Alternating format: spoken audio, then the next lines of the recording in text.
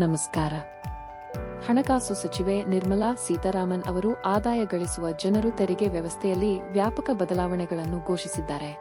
12 ಲಕ್ಷದವರೆಗೆ ಗಳಿಸುವ ಜನರಿಗೆ ತೆರಿಗೆ ಇಲ್ಲ ಎಂಬುದು ದೊಡ್ಡ ಘೋಷಣೆಯಾಗಿದೆ. ಇತ್ತೀಚಿನ ಆದಾಯ ತೆರಿಗೆ ಪಟ್ಟಿಯ ಪ್ರಕಾರ ಆರ್ಥಿಕ ವರ್ಷ 2025-26 ಆಗಿ .com-ನಲ್ಲಿ ಉತ್ತರಿಸಲಾದ ಪ್ರಶ್ನೆಗಳ ಬಗ್ಗೆ ಮಾಹಿತಿ ಪಡೆಯಲು ಟ್ಯೂನ್ ಆಗಿರಿ. ಹೊಸ ತೆರಿಗೆ ಪದ್ಧತಿಯಲ್ಲಿ ಯಾರು ಆದಾಯ ತೆರಿಗೆಯನ್ನು ಪಾವತಿಸಬೇಕಾಗಿಲ್ಲ. ಹೊಸ ತೆರಿಗೆ ಪದ್ಧತಿಯಡಿಯಲ್ಲಿ ಸಂಬಳ ಪಡೆಯುವ ವ್ಯಕ್ತಿಗಳು ಮತ್ತು ಪಿಂಚಣಿದಾರರಿಗೆ ತೆರಿಗೆ ಮುಕ್ತ ಆದಾಯದ ಮಿತಿಯನ್ನು ವಾರ್ಷಿಕ 12 ಲಕ್ಷಕ್ಕೆ ಏರಿಸಲಾಗಿದೆ. ಆರ್ಥಿಕ ವರ್ಷ 2025-26 ಗಾಗಿ ಹೊಸ ತೆರಿಗೆ ಆಡಳಿತದ ಅಡಿಯಲ್ಲಿ ಪರಿಷ್ಕೃತ ತೆರಿಗೆ ಪಟ್ಟಿಗಳು ಯಾವುವು?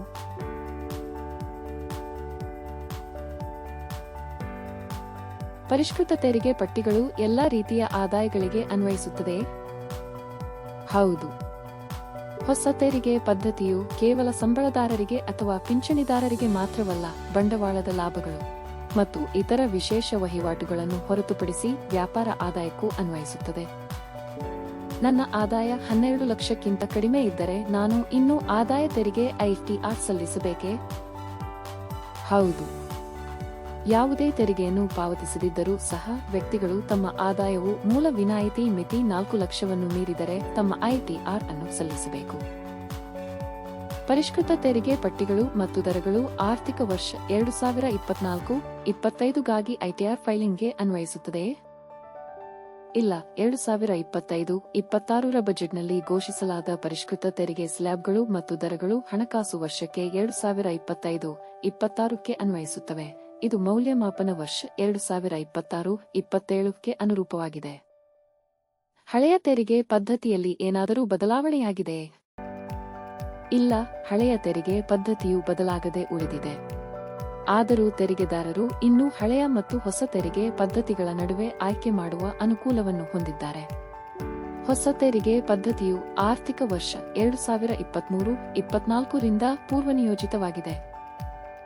2 ತೆರಿಗೆ ನಿಯಮಗಳ ಅಡಿಯಲ್ಲಿ ಪ್ರಮಾಣಿತ ಕಡಿತ ಎಂದರೇನು? ಪ್ರಮಾಣಿತ ಕಡಿತವು ಹೊಸ ತೆರಿಗೆ ಪದ್ಧತಿಯ ಅಡಿಯಲ್ಲಿ 75,000, ಹಳೆಯ ತೆರಿಗೆ ಪದ್ಧತಿಯಲ್ಲಿ 50,000 ಅನ್ವಯಿಸುತ್ತದೆ. ನವೀಕರಿಸಿದ ITRಗಳನ್ನು ಸಲ್ಲಿಸಲು ಹೊಸ ಅವಧಿ ಎಷ್ಟು? ನವೀಕರಿಸಿದ ITRಗಳನ್ನು ಸಲ್ಲಿಸುವ ಅವಧಿಯನ್ನು ಸರ್ಕಾರ 2 ವರ್ಷಗಳಿಂದ 4 ವರ್ಷಗಳಿಗೆ ವಿಸ್ತರಿಸಿದೆ. ಆದಾಯ ತೆರಿಗೆಗೆ ಸಂಬಂಧಿಸಿದಂತೆ 2025-26 ಬಜೆಟ್ನಿಂದ ತೆಗೆದುಕೊಳ್ಳಬಹುದಾದ ಪ್ರಮುಖ ಅಂಶಗಳು ಯಾವುವು? ತೆರಿಗೆ ಮುಕ್ತ ಆದಾಯ ಮಿತಿಯನ್ನು 12 ಲಕ್ಷಕ್ಕೆ ಹೆಚ್ಚಿಸಲಾಗಿದೆ. ಹೊಸ ಆಡಳಿತದಲ್ಲಿ ಪರಿಷ್ಕೃತ ತೆರಿಗೆ ಪಟ್ಟಿಗಳು ತೆರಿಗೆ ಹೊಣೆಗಾರಿಕೆಯನ್ನು ಕಡಿಮೆ ಮಾಡುತ್ತದೆ. ಹಳೆಯ ತೆರಿಗೆ ಪದ್ಧತಿಯಲ್ಲಿ ಯಾವುದೇ ಬದಲಾವಣೆ ಇಲ್ಲ.